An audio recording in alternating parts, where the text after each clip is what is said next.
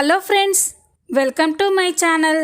అక్షయ్ ప్రాజెక్ట్ని సీజ్ చేయించాలని చూసిన రాజేశ్వరి పల్లవికి ఎంట్రీ ఇచ్చి దిమ్మ తిరిగే షాక్ ఇచ్చిన అవని ఫ్రెండ్ రమ్య. అసలు ఏం జరగబోతుంది తెలుసుకోవాలి అంటే ఈ వీడియోని చివరి వరకు చూడండి. ఈ వీడియో చాలా ఇంట్రెస్టింగ్గా ఉండబోతుంది. తప్పకుండా ఎక్కడా స్కిప్ చేయకుండా చూసేయండి. ఇక వీడియోలోకి వెళ్ళినట్లయితే ఫైనాన్షియర్ ఇంటికి వచ్చి అక్షయ్ని డబ్బు గురించి నిలదీస్తాడు. ఫైనాన్షియర్ అలా అడుగుతూ ఉంటే చక్రధర్కి చాలా కోపం వస్తుంది. ఏయ్ ఏంటి చాలా ఎక్స్ట్రా చేస్తున్నావు? మొన్న పని జరిగే చోటుకి వెళ్ళి మా వాళ్ళని ఇబ్బంది పెట్టావంట, నేరుగా ఇంటికే వచ్చి వార్నింగ్ ఇస్తున్నావేంటి? నీవు ఇచ్చిన డబ్బుకి నేను హామీ ఉన్నాను కదా అని అనగానే, చూడండి మీరు మాకు హామీ ఉన్నప్పుడు మీకు కోట్ల ఆస్తులు ఉండేవి. ఇప్పుడు మీ ఆస్తి మొత్తం మీ భార్య రాజేశ్వరి గారి పేరు మీద మీరే ట్రాన్స్ఫర్ చేశారు. మీ వెనక ఎలాంటి ఆస్తి లేనప్పుడు మీరిచ్చిన హామీ ఎందుకు పనికొస్తుంది? ఇంకా ఎక్కువ మాట్లాడితే మీరు హామీ ఇచ్చినందుకు మీ మీద అక్షయ్ మీద కేసు పెడతాను.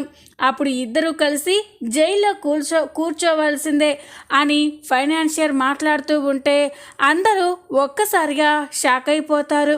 ఇక కమల్, అదేంటండి డబ్బు కట్టడం కోసం మాకు వారం రోజులు టైం ఇచ్చారు కదా అని అనగానే, అవును వారం రోజుల్లో ఆల్రెడీ 3 రోజులు అయిపోయాయి, ఇంకా 4 రోజులు మాత్రమే మిగులున్నాయి. ఒకసారి మీకు గుర్తు చేయడం కోసమే వచ్చాను. నా డబ్బు కానీ నాకు సమయానికి ఇవ్వకపోతే మీ ప్రాజెక్ట్ని ఆపేస్తాం, అప్పుడు మీ ప్రాజెక్ట్పై ఆంక్షలు పెట్టి సీజ్ చేస్తారు అని ఇక ఫైనాన్షియర్ చెప్పగానే అందరూ ఒక్కసారిగా షాక్ అయిపోతారు. ఇక అవని ఏదో ఒకటి చేసి 4 రోజుల్లో మీ డబ్బు మీకు ఇచ్చేస్తామండి అని చెప్పగానే, చూస్తాం అని ఫైనాన్షియర్ అక్కడి నుండి వెళ్ళిపోతాడు. ఫైనాన్షియర్ వెళ్ళిపోయిన తర్వాత పార్వతి అయితే చాలా బాధగా అక్షయ్ దగ్గరికి వెళ్ళి, రే అక్షయ్ ఏంట్రా ఇది? ఆ ప్రాజెక్ట్ ఆగిపోతే కోర్టు ప్రాజెక్ట్ని సీజ్ చేస్తుంది లేదా ఆంక్షలు వేస్తుంది. అలా జరిగితే మనం కోలుకోలేంరా. ఇప్పటికే ఆ ప్రాజెక్ట్ మీద చాలా డబ్బు ఖర్చు పెట్టావు అని అనగానే, అమ్మా నేనున్నాను కదా, ఏదో ఒకటి చేసి డబ్బు ఏర్పాటు చేస్తాను, మీరు ధైర్యంగా ఉండండి అని అక్షయ్ కమల్ అక్కడి నుండి వెళ్ళిపోతారు. ఇదంతా చూసి పల్లవి అయితే తెగ సంతోషపడుతూ ఉంటుంది. ఇప్పుడు ఈ అవని అక్షయ్ ఈ ప్రాబ్లం నుండి ఎలా సాల్వ్ అవుతారు అని ఇక పల్లవి అయితే పక్కకు వెళ్ళి రాజేశ్వరికి ఫోన్ చేస్తుంది. పల్లవి నుండి ఫోన్ రాగానే రాజేశ్వరి ఫోన్ లిఫ్ట్ చేసి, చెప్పమ్మ పల్లవి అని అనగానే, మామ్ నీకో గుడ్ న్యూస్ చెప్పడానికే ఫోన్ చేశాను అని అంటూ ఉంటే ఇక రాజేశ్వరి, ఏంటది? ఆ ఫైనాన్షియర్ ఇంటికి వచ్చి ఆ అక్షయ్ గారిని డబ్బు కోసం నిలదీశాడా? ఇంకో 4 రోజుల్లో డబ్బు కట్టకపోతే కన్స్ట్రక్షన్ సీజ్ చేస్తామని కేసు పెడతామని వార్నింగ్ ఇచ్చాడా అని అనగానే పల్లవి అయితే షాక్ అయిపోతుంది. అదేంటి మామ్ ఇక్కడ ఉండి చూసినట్టు అంత కరెక్ట్గా ఎలా చెప్తున్నావు అని అనగానే, పిచ్చిదానా, ఆ ఫైనాన్షియర్ని అక్కడికి పంపించిందే నేను, వాడు మాట్లాడే ప్రతి మాట నా ట్రైనింగే అని అనగానే పల్లవి అయితే చాలా సంతోషపడుతుంది. మామ్ నువ్వు ఏం ప్లాన్ చేశావు? ఈరోజు ఆ ఫైనాన్షియర్ వచ్చి మాట్లాడుతూ ఉంటే ఆ అక్షయ్ మొహం, ఆ అవని మొహం రెండూ తెల్లబోయాయి. ఇక ఈ సమస్య నుండి ఎలా బయటపడాలో అని గిలగిలా కొట్టుకుంటున్నారు అని అనగానే, నాకు కావాల్సింది అదే కదా పల్లవి. మీ నాన్నని మనకి దూరం చేసి మన జీవితాలకి అన్యాయం చేశారు. ఆ అక్షయ్, అవని, మీనాక్షి వాళ్ళ ముగ్గురిని ఎప్పటికీ ప్రశాంతంగా ఉండనివ్వను. వాళ్ళ నాన్న డ్రీమ్ ప్రాజెక్ట్ అని అక్షయ్ ఆ ప్రాజెక్ట్ మీద ప్రాణం పెట్టి పనిచేస్తున్నాడు.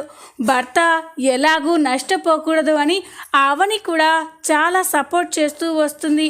ఇప్పుడు మనం కొట్టే దెబ్బతో ఇంకో 4 రోజుల్లో అంత డబ్బు ఏర్పాటు చేయలేక ఆ అక్షయ్ అవని గిలగిలా కొట్టుకుంటారు.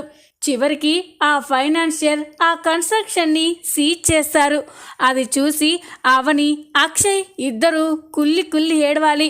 అదే కానీ జరిగితే అవని అక్షయ్ బ్రతికున్నా చచ్చినట్టే లెక్క అని రాజేశ్వరి అంటూ ఉంటే పల్లవి చాలా సంతోషపడుతుంది. అవును మామ్, నువ్వు చెప్పేది కూడా నిజమే. ఆ ప్రాజెక్ట్ ఆగిపోతే అక్షయ్ అవని ఇక జీవితంలో కోలుకోలేరు, ఇంట్లో వాళ్ళకి వాళ్ళ మొహం కూడా చూపించలేరు అని అనగానే అదే జరుగుతుంది పల్లవి, చూస్తూ ఉండు. ఆ అక్షయ్కి ఎక్కడ సాయం దొరకకుండా నేను చూస్తాను అని రాజేశ్వరి మాట్లాడుతూ ఉంటుంది. రాజేశ్వరి అలా మాట్లాడుతూ ఉంటే ఈ మాటలన్నీ కూడా ప్రణతి విని ఒక్కసారిగా షాక్ అయిపోతుంది. ఇదేంటి రాజేశ్వరి అత్తయ్య మా వాళ్ళ మీద ఇంత పగ పట్టింది? మా అన్నయ్య వాళ్ళు ఎంతో కలలు కని కష్టపడి ఆ కన్స్ట్రక్షన్ స్టార్ట్ చేశారు, దాన్ని సీజ్ చేసేలా ఈ రాజేశ్వరి అత్తయ్య పల్లవి వదిన ప్లాన్ చేస్తున్నారు అని ఇక ప్రణతి అయితే అనుకుంటూ ఉంటుంది. ఇక ప్రణతి చాలా కోపంగా భరత్ దగ్గరికి వెళ్తుంది. భరత్ వర్క్ చేసుకుంటూ ఉంటాడు. భరత్ నాకేమీ నచ్చడం లేదు అని అంటూ ఉంటే ఏ విషయం గురించి అని అడుగుతాడు. భరత్ రాజేశ్వరి అత్తయ్య ఎంత కుట్ర చేస్తుందో తెలుసా? మా అక్షయ్ అన్నయ్య కలలు కన్నా డ్రీమ్ ప్రాజెక్ట్ని ఆపడం కోసం కావాలనే ఫైనాన్షియర్ని రెచ్చగొట్టి ఈరోజు మా ఇంటికి పంపించింది. తొందరలోనే డబ్బు ఏర్పాటు చేయకపోతే ఆ ప్రాజెక్ట్ని సీజ్ చేస్తామని ఆ ఫైనాన్షియర్ చేత అన్నయ్య వాళ్ళతో చెప్పించింది అని అంటూ ఉంటే అందులో తప్పేముంది? ఆ చక్రధర్ తనకి ఆస్తులున్నప్పుడు హామీ ఇచ్చి మీ అన్నయ్య వాళ్ళకు డబ్బు ఏర్పాటు చేశారు. ఎవరైనా బిజినెస్ గురించే ఆలోచిస్తారు కదా. ఇప్పుడు ఆ చక్రధర్ వెనుక ఎలాంటి ఆస్తులు లేవు. అలాంటప్పుడు వాళ్ళ డబ్బు వాళ్ళు వసూలు చేసుకోవడంలో తప్పేముంది అని అంటూ ఉంటే ఏంటి భరత్ ఎలా మాట్లాడుతున్నవి ఈ మాట? అవని వదిన మీ సొంత అక్క, మీ అక్క కుటుంబం బాధపడుతూ ఉంటే నువ్వు ఎలా ఇలా మాట్లాడగలుగుతున్నావు అని అంటూ ఉంటే రాజేశ్వరి వచ్చి ఈ మాటలన్నీ కూడా వింటూ ఉంటుంది. చూడు, బిజినెస్సే, బంధాలు బంధాలే. అక్కడ ఫైనాన్షియర్ వాళ్ళ బిజినెస్ కోసం వాళ్ళని డబ్బు వసూలు చేసుకోవాలని చూస్తున్నారు. అయినా చేతిలో డబ్బు లేనప్పుడు మీ అన్నయ్య ఎందుకు అంత పెద్ద బిజినెస్ స్టార్ట్ చేయాలి అని భరత్ మాట్లాడుతూ ఉంటే ప్రణతి కోపంగా చూస్తూ ఉంటుంది. చూడు భరత్, రాజేశ్వరి అత్తయ్యతో చెప్పి ఇది మాన్పించేయండి, ఫైనాన్షియర్ వాళ్ళు ఇంకాస్త టైం ఇచ్చేలా చెయ్యి అని అనగానే అది జరగదు. ఆ ఫైనాన్షియర్ వాళ్ళ పని వాళ్ళు చేసుకుంటూ పోతారు. ఈ విషయంలో నువ్వు కలగజేసుకోకు అని భరత్ అక్క నుండి వెళ్ళిపోతాడు. అప్పుడే రాజేశ్వరి ప్రణతి దగ్గరికి వచ్చి ఏంటి నీ మొగుడికి నా మీద నూరిపోస్తున్నావా అని అనగానే నేనేమి మీలా కుట్రలు కుతంత్రాలు చేయడం లేదు. మీరు కావాలనే మా అన్నయ్య వాళ్ళ ప్రాజెక్ట్ ఆపేయాలని ఇదంతా చేస్తున్నారు. ఫైనాన్షియర్ని రెచ్చగొట్టి మా ఇంటికి పంపించి ఇంకా ఎక్కువ మాట్లాడేలా చేస్తున్నారు. ఇది చాలా తప్పత్తయ్యా అని అనగానే ఏంటి తప్పు? నా భర్త నన్ను వదిలి ఆ మీనాక్షి దగ్గరికి వెళ్ళినప్పుడు అది తప్పని నీ మొగుడు, నువ్వు, మీ ఇంట్లో వాళ్ళెవ్వరూ చెప్పలేదు కదా. నా భర్త నా నుండి దూరం చేసి నా జీవితాన్ని అన్యాయం చేశారు. మీ అన్నయ్య, వదిన, మీ అత్తయ్య వాళ్ళని ఎప్పటికీ ప్రశాంతంగా ఉండనివ్వను. చూస్తూ ఉండు, ఇంకో 4 రోజుల్లో మీ అన్నయ్య ఆ డబ్బు కట్టకపోతే ఆ ఫైనాన్షియర్ వాళ్ళు ఆ ప్రాజెక్ట్ని సీజ్ చేస్తారు. అప్పుడు మీ అన్నయ్య, వదిన తలెత్తుకోలేక చేస్తారు అని అనగానే ప్రణతి షాక్ అయిపోతుంది. చూడండి అత్తయ్య, మీలాంటి వాళ్ళకే ఇన్ని విద్యలు తెలుసుంటే మంచి వాళ్ళకి ఇంకెన్ని తెలుసుండాలి. ఖచ్చితంగా మా అవని వదిన ఎలాగైనా ఈ సమస్యని పరిష్కరిస్తుంది, చూస్తూ ఉండండి అని అనగానే అది చూద్దాం అని రాజేశ్వరి అక్కడి నుండి వెళ్ళిపోతుంది. మరో పక్క అక్షయ్ అయితే 4 రోజుల్లో డబ్బు ఏర్పాటు చేయడం కోసం తెలిసిన వాళ్ళందరికీ ఫోన్ చేసి హెల్ప్ అడుగుతూ ఉంటాడు. కానీ ఎవ్వరూ కూడా అక్షయ్కి హెల్ప్ చేయడానికి ముందుకు రాకపోవడంతో అక్షయ్ అయితే చాలా అప్సెట్ అవుతాడు.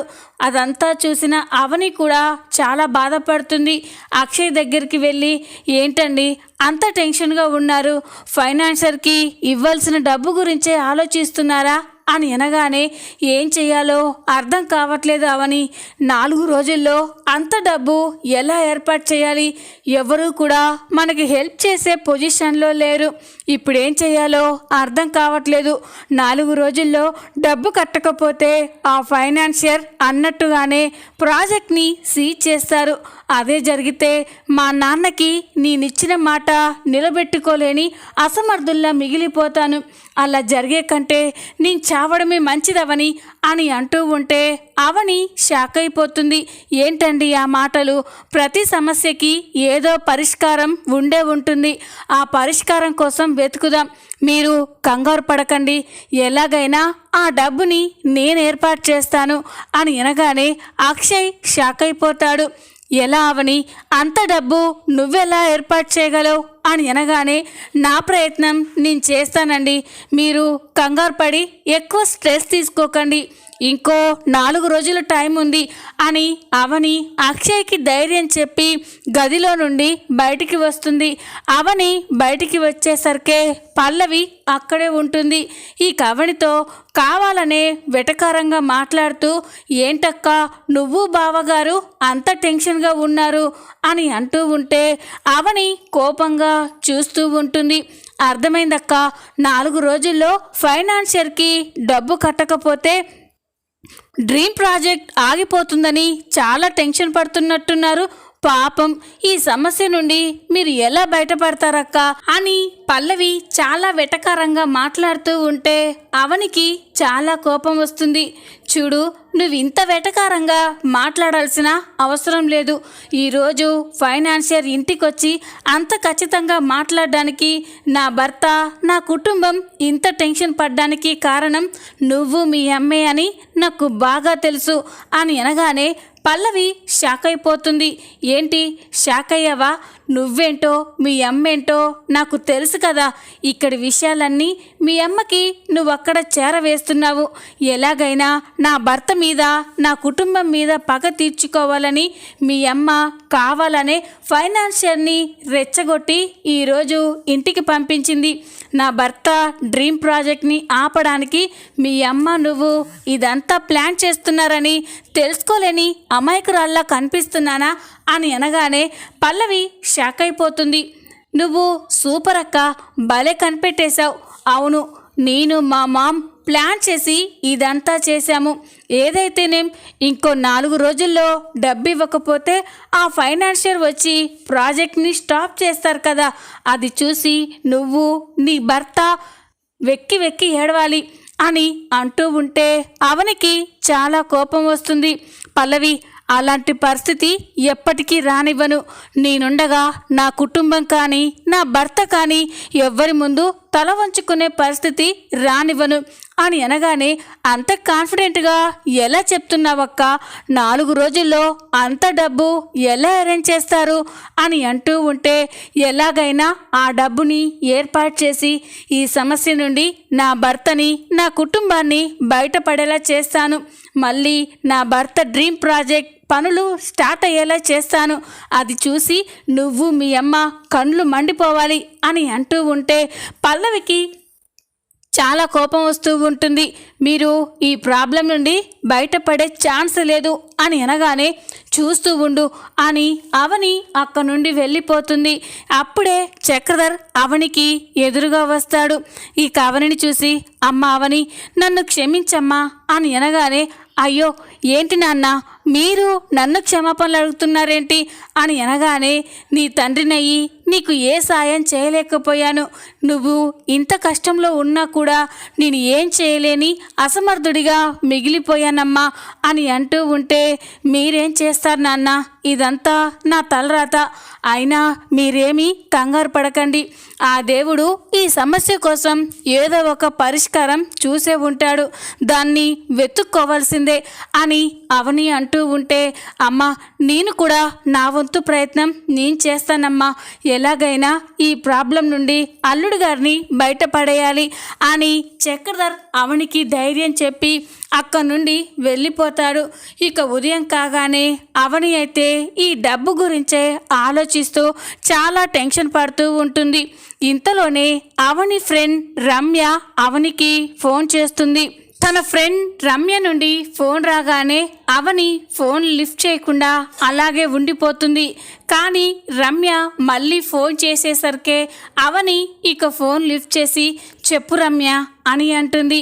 ఏంటవని ఎన్నిసార్లు కాల్ చేసినా ఫోన్ లిఫ్ట్ చేయలేదేంటి అని అనగానే, ఏదో టెన్షన్లో ఉండి లిఫ్ట్ చేయలేదు రమ్య అని అవని అంటూ ఉంటుంది.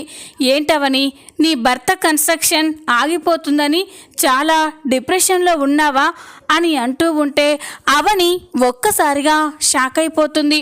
రమ్య ఈ విషయం నీకెలా తెలిసింది అని అనగానే, ఏంటవని నీకంటూ ఒక ఫ్రెండ్ ఉందని నువ్వు ఎలా మర్చిపోయావు అని అంటూ ఉంటే, అది కాదు రమ్య, ఇది డబ్బుతో కూడుకున్న విషయం అని అంటూ ఉంటే, అయితే ఏంటవని ఆ రోజు నీకు నా విజిటింగ్ కార్డ్ కూడా ఇచ్చాను, ఏ ప్రాబ్లం ఉన్నా నేనున్నానని మర్చిపోకని అని అంటూ ఉంటే అవని అయితే చాలా సంతోషపడుతూ ఉంటుంది.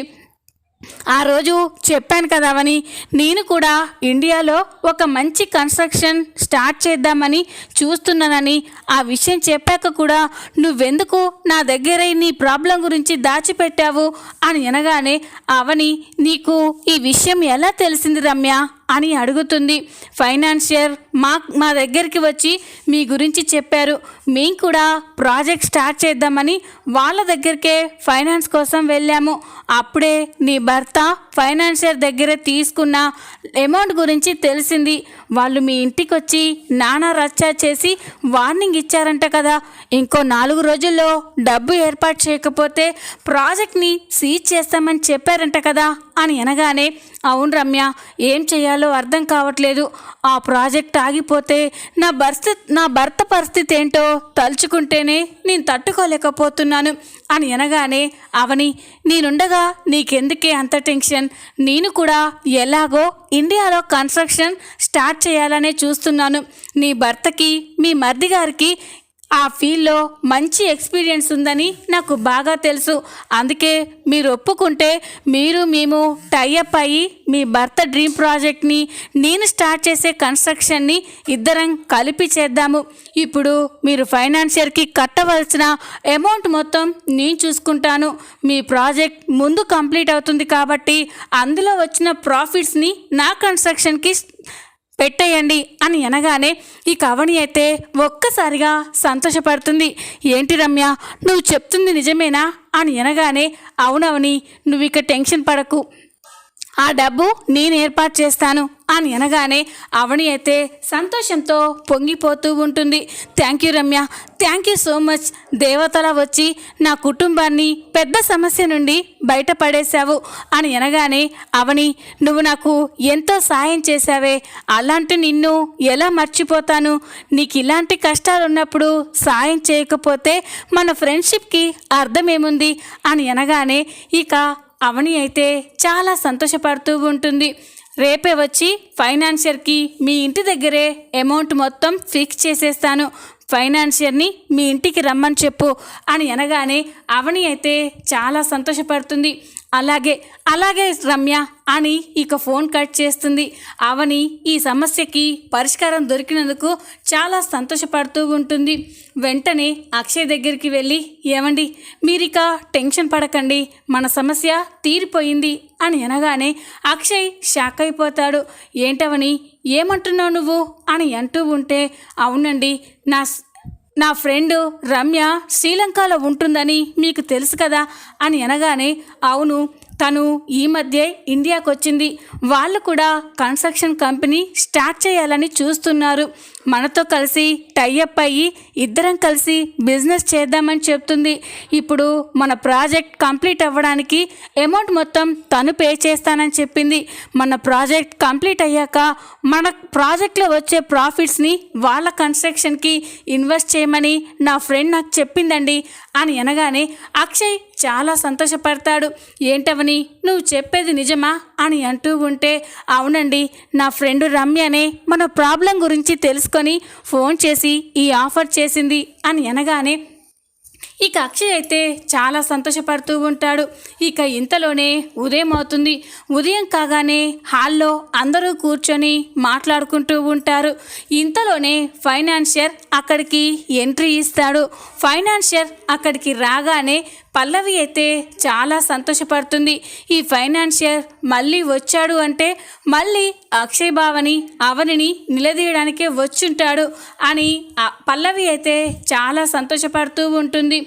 ఇక ఫైనాన్షియర్ ఇంటికి రాగానే పల్లవి ఏంటి ఇంకా 2 రోజులు టైం ఉండగానే మళ్ళీ డబ్బు కోసం వచ్చారా అని అంటూ ఉంటే అప్పుడు ఆ ఫైనాన్షియర్ లేదు మేడం, అవని గారు డబ్బు మొత్తం కట్టేస్తానని చెప్తేనే ఇక్కడికి వచ్చాను అని అంటుంది. అది విని పల్లవి అయితే ఒక్కసారిగా షాక్ అయిపోతుంది. ఇక అక్కడే ఉన్న పార్వతి కూడా ఏంటి డబ్బు కట్టేస్తానని మా అవని మిమ్మల్ని ఇక్కడికి రమ్మని చెప్పిందా అని అనగానే ఇక అప్పుడే పల్లవి ఏంటి మీరు మాట్లాడేది, అంత డబ్బు ఎలా అరేంజ్ అయిందని అవని మీకు ఫోన్ చేసి రమ్మని చెప్పింది అని అనగానే అదంతా మాకెందుకు మేడం, మా డబ్బు మాకు ఇస్తానని చెప్పారు వచ్చాము అని ఫైనాన్షియర్ అంటూ ఉంటాడు. ఇంతలోనే అవని అక్షయ్ అక్కడికి వస్తారు. ఇక వాళ్ళక్కడికి రాగానే పార్వతి అక్షయ్తో ఏంట్రా అక్షయ్ మేము విన్నది నిజమేనా, ఫైనాన్షియర్కి డబ్బు కట్టేస్తామని ఇంటికి రమ్మని చెప్పారా అని అనగానే అప్పుడే అవని అవునత్తయ్య మనం ఈరోజు ఫైనాన్షియర్కి డబ్బు కట్టేస్తున్నాం అని అనగానే పల్లవి షాక్ అయిపోతుంది. అంత డబ్బు ఎలా అని అంటూ ఉంటే అదంతా నీకెందుకు పల్లవి, మేము చూసుకుంటాం కదా, ఏదైతేనేం మన ఫ్యామిలీ ప్రాబ్లం నుండి బయటపడమే కదా కావాల్సింది అని అంటూ ఉంటుంది. ఇక అప్పుడే పల్లవి మరి డబ్బెక్కడా అని అడుగుతూ ఉంటే ఇంతలోనే రమ్య ఎంట్రీ ఇచ్చి ఇదిగో ఇక్కడుంది డబ్బు అని అంటుంది. రమ్య ఎంట్రీని చూసి అందరూ ఒక్కసారిగా షాక్ అయిపోతారు. రమ్య ఇంట్లోకి వచ్చి నేను అవని ఫ్రెండ్ రమ్యని రీసెంట్గా శ్రీలంక నుండి వచ్చాను, నేను కూడా కన్స్ట్రక్షన్ బిజినెస్ స్టార్ట్ చేయాలి అనుకుంటున్నాను, అందుకే అవని వాళ్ళ భర్త అక్షయ్ గారితో టైఅప్ అయ్యి నేను బిజినెస్ని స్టార్ట్ చేద్దామని చూస్తున్నాను. ఇప్పుడు అక్షయ్ గారి ప్రాజెక్ట్ ప్రాబ్లంలో ఉంది కదా, అందుకే దానికి కావలసిన అమౌంట్ మొత్తం నేను ఇప్పుడు పే చేస్తున్నాను. వాళ్ళ ప్రాజెక్ట్ కంప్లీట్ అయ్యాక నా ప్రాజెక్ట్ కోసం వాళ్ళు వచ్చే ప్రాఫిట్స్ని ఇన్వెస్ట్ చేస్తారు, అలా మేము డీల్ కుదుర్చుకున్నాం అని అనగానే పల్లవికి దిమ్మ తిరిగిపోయి షాక్ అయిపోయి చూస్తూ ఉంటుంది. చూద్దాం రాబోయే ఎపిసోడ్లో ఏం జరగబోతుందో. ఈ వీడియో మీకు నచ్చినట్లయితే లైక్ చేయండి, సబ్స్క్రైబ్ చేసుకోండి. Thanks for watching.